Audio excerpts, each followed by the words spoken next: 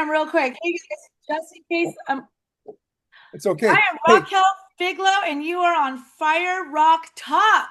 all right, Raquel. Hey, I'm Tom Collier, the host. We've got Jason J. Rock Houston with us today. So let's get right into this. I actually call Raquel the queen of PR. She's an expert in this. She's worked for my record label, and everybody that's used her loves her. So let's just talk about how you got into this and how long you've been doing this. Let's tell us all about Raquel Figlo PR. Sure. Thank you so much, Tom. Well, congratulations on your new podcast. I know it's gonna rock like fire. Ever since I was a little girl, I had a passion for hard rock and heavy metal. I love sharing this story because it's so true, and I'm sure other metalheads feel it too. The first time I heard Ozzy Osbourne on KNAC, Guns N' Roses, KNAC was a rock station out here in Orange County, LA, Southern California. I mean, I fell in love with hard rock and heavy metal, and from there, I just listening and buying the albums. I think my first album was "We Sold Our Souls for Rock and Roll." I think Ozzy. May he rest in peace. And seeing my first concert when I was 12 years old, Ugly Kid Joe and Death Leppard. I mean, that was awesome. And when I saw live music for the first time, I it was a life dream and a life passion to pursue it. I didn't know how I was gonna do it, but I was gonna do it. And the way I did it was, going to shows. You got to go to shows and you got to support the scene, right? So yeah, and going to school, going to Cal State Fullerton, and but basically, I'll be honest. I said this in an interview the other day. You got to hang out with the roadies. You got to hang out with the security. You got to hang out with the people that make shows happen, and that's how to show with and that's how you network, and that's where I got to today because this fine gentleman, Sean Healy. Have you guys ever heard of Sean Healy Presents? He does a lot of things out here, actually all over the world. He told me about a job opening. I met him through some friends, and he's like, "Hey, there's a job opening at the Key Club. I think you'd be great for it." Got the job. I was the event manager, and that's when it all took off. And I've been in heavy metal, like hardcore, since I don't know, like 15 years ago. And Professional. when did you launch your PR company? Oh, so I like to say 15 plus years, but honestly, I've been doing PR the minute I graduated with my master's from Cal State Fullerton at age 25. I like saying all that because education is super important to me. I think it's very important for people to go to school and at least get a solid foundation. And I mentor young women, so I really try to push that. Um, so yeah, like the minute I got out, I started doing PR for nonprofits and event planning. So it was all pro bono, right? Because that's how you get experience. And with that experience, you can get a job. But then when I had job experiences, because I never held down a job for very long, it sucks working for someone else. Sorry. So I'm teasing. But yeah, for real. So got that experience, and I was like, you know what? I can do this. And yeah, I just started. I mean, there were so many different names I had for my company. I think one was Raquel Figlo Media, Raquel Figlo Event Planning, and now it's Raquel Figlo Public Relations. Well, let's talk some. Prior to that, didn't you write for magazines? Am I right? Did you do some Oh, magazine? I know. I just want to give everybody, our listeners, a little bit of your history, I how you got appreciate. to there. So at the Key Club, there was this awesome magazine called Rock and Roll Industries Magazine that walked in, and they wanted to do an event, and we started talking, and I was like, what they asked me, I think they asked me, do you write? And I'm like, well, I'm college educated. I write, oh my gosh, so I don't know, like it's assignments all the time, right? Forgot the word. But anyways, I write all the time and I go, yeah, I write. So my first gig was a book review on Zach Wild, bringing heavy metal to the children. And I got a two-page spread because I interviewed Eric Hendricks, his co-writer, and full circle, I went to a party not too long ago, and Zach was there, and I got to tell him this cool story that I read his book, and it was really like motivating. It was funny stories, but it was always just about like it's about rock and roll and being true, right? Like he had all these stories with Dimebag Darrell, and I wrote about this, but in the magazine. It's actually a published magazine, so I'm a published writer. It was in Barnes and Noble and Guitar Centers, written nationwide, but it was worldwide online. And so, anyways, I wrote for that. And then one day I was like, you know what? I can really help out bands because I know what they need. They need a cheerleader. And that's when I started my company, full blown Raquel Figlo Public Relations.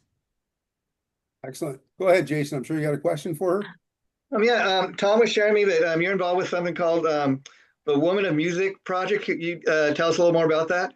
I love that. Yes. All right. So I've been working for the last 4 months on Ray Raddick's iconic Women in Music, and it is a one-woman extravaganza show where she pays tribute to trailblazers like Shania Twain, Tina Turner, Dolly Parton, and Dolly Parton's in Vegas right now, and we have a show in Vegas this Wednesday, September 17th at the Backstage Bar and Billiards. So that's amazing. And then we're coming to Orange County to my hometown. She's doing her debut at the Garden Amp, and I also do PR for the Garden Amp. So you got to bring all the people together, right? So that one's really close to home, and I'm really excited about it. We have amazing sponsors. And what I like about this is I like to represent a lot of female business owners and female fronted bands and female artists because you know, so many things about this. It's still a male dominated industry and I'm fine with that. So I want to be that cheerleader for the women to bring their voices and have them be heard, you know? And there's a lot of amazing women out there, but I guess there's no but. Just I like working with these ladies and getting them in front of men like you, in front of the industry, in front of the metal world, right? So our first show is at the Backstage Bar and Billiards in Las Vegas in on Fremont Street. Tickets are $20, and it's gonna be a great show. And I leave tomorrow, Sunday the 14th, and on Monday I'm getting her on Channel 5 News in the Las Vegas Tribune. Then I'm getting her on Channel 8 News now on Tuesday. We have a sponsor called Abby May Beauty who's going to be doing her makeup. So that's going to be amazing. We also have Bone Breaking Love, and she's going to wear her jewelry. And then Riot Stitch Rockwear, who you guys know, who I absolutely love. Sherry Lou is a goddess. She made my outfit that I'm going to debut and wear. It's like this, oh, such an amazing outfit. When I say debut, it's like no one's seen it, and it's actually very special because everything Sherry does is handmade and custom. So you guys need to, get some tight stretch pants on you. Wow, Um, wow, and then we wow. come to the garden now. Yeah. And that show's gonna be great. $20 too. And then the garden amp, what makes that special here in Orange County is it's all ages. So bring the whole family, ends at 9:30, 8 to 9:30. So the show starts at 8, ends at 9:30. So if you come with the girls, go to the bar after. If you're on a date, go to restaurants, bar after, right? Because the garden amp ends early. And then if you have kids, put them in bed by 10. I mean, it's perfect for a Friday afternoon, Friday evening. Yeah. And Raquel, you're a great businesswoman because while you're saying you're such this cheerleader for hard rock and metal, I I love the love fact that You you see my do guitar? something. Yeah, I love the fact that you get involved with a project like that has Yeah. nothing to do with metal and hard rock. That's very smart business wise. Well, wait, hold on. Pays tribute. I appreciate that. I mean, Janis Joplin is a legend, right? Tina Turner. I mean, it's all music. So, I mean, I love hard rock and heavy metal. That's like those are my. That's like I'll do anything to go to a metal show, like metal, right? But of course, as long as it's music, I champion music, and so I I love appreciate. that. I love that. Yeah. Music life, music's everything. My entire house has I have guitars everywhere in here. Well, actually later, but yeah. And I play myself. I started playing piano when I was 7, the guitar at 13. But you know what? Like true musicians, I couldn't get to that other level, And so it's such an honor to represent musicians because it's I mean, it's just so much talent. I can play, I can read music, but it's talent to fucking shred and do all that stuff. Oops, did I cuss? You guys gonna cut that out? I think that's the Zach Wild influence because he's a great shredder, guitarist, but also piano player, songwriter, Yeah, singer. yeah, Zach's amazing. I met him and well, I've met him multiple times, but it was really cool to meet him at a private setting. And then his beautiful wife, Aubreen, who has her own podcast too. Um, Honest AF. So yeah, she's pretty cool as well. She's a strong woman behind her man. Nice. Well, let's talk a little bit about how the music has evolved and changed the music world. The business has evolved from your point of view. Tell me a little bit about that, how you feel about it. Um, you know. I think so. For speaking of my own experiences, PR, I feel now you need to, at least myself, I need to offer more than just public relations. So it's very important for a band to hire a publicist so they can, have their music reach a broader audience and have that cheerleader, that person. When I say cheerleader, that person knocking on doors. So I don't just send out emails and I don't just hit up people on Facebook. I literally pick up the phone and call them. And I think that technique is, very old school. But it's needed. You need to, have that human relationship and talk to someone. So that being said, in addition to that, social media is everything, your presence, your content. You don't have to have the greatest content, but you need to be posting. You need to be showing that you're going to shows, that you're doing things, that you're performing, practicing. I mean, it's all about content. So I've been offering social media content calendars, social media assistants. I post. I think when I post, it's pretty awesome stuff. But do I post all the time? No, because I'm helping everybody else. But I'm going to start doing that for myself a lot more. Keep saying that. But stories are important. And so it's not always about perfection, it's about getting stuff out there. And now I actually booked Ray Raddick's Iconic Women in Music at Backstage Bar and Billiards in Las Vegas and here at Garden Amp. So that's going to be another thing I'm doing. So what I'm trying to say is you got to give a lot more bang for the buck. And I think that's what's evolving. But social media is so awesome and so easy for these bands to post. And, don't overthink things, I think. So, and I don't even pay for ads. I know Facebook must hate me and Instagram must hate me, but you don't even need to put, the money in, but just be consistent and have like a certain message. So that's how I see things changing. Um, and I think it's great. You don't have to spend a lot of money. You just have to be out there. So Get what in you're front of the saying, audience. Huh? the best advice you could give to a young band is do lots of social media. Be very, I get don't know yourself, pay if it's attention. I think it's about content. Yeah, show people who you are and get personal. I'm gonna Keeping share it first. something, right? Yeah, get personal. That's okay, there you go. That's my best advice. Get personal. Show people. Don't keep posting about what show you're playing at, what you're doing. Like tell them, you know, check like I love bunnies, so maybe that connects with somebody's. I love the color pink. My entire house is pink and purple. Check this shit out. Like, like put those things in there. But yeah, get personable because there's only so many times someone says, go to my show, go to my show, go to my show. Like, are we will go, but what if you go to a show because somebody is like, hey, I'm doing this show in order to save rabbits. It's a nonprofit. Like I might go even more. Or I might go to Ray Raddick's Iconic Women in Music in Vegas and Orange County because I want to help support women who are supporting women. Perfect. I love how you keep plugging that too. That's fantastic. That's what That's this show's why all. I'm really good. After this, DM me if you want a free consultation. 30 minutes with me. Ask me whatever you want. Okay. Perfect. Go ahead, Jason. You got anything else?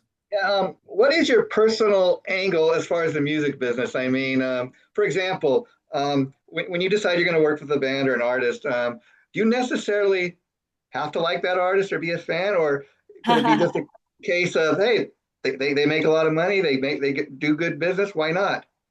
Love that question. Thank you. You really put me on the spot right now. No, if I don't believe I can help you, I won't. But I'm very transparent when you're working with me. I'm like, hey, you know what? Actually, here's an example. I had this one band come to me and they're like, I want top tier press. Can you bring that? And the kind of PR that I work in is not paid PR, it's earned media. And what that means is I will write the best story for you, the best pitch, and I will put it in front of the top tiers who I have connections to, but I can't make them, post about you. I can't dictate what they write about you. I'll say, hey, here's the press release. Here's my talking points. This is like what we would like you to write. But if they have, another opinion, that's their opinion. So I will not work with a band. And so I say that I'm like, I have the numbers too. Metal injection, we love you.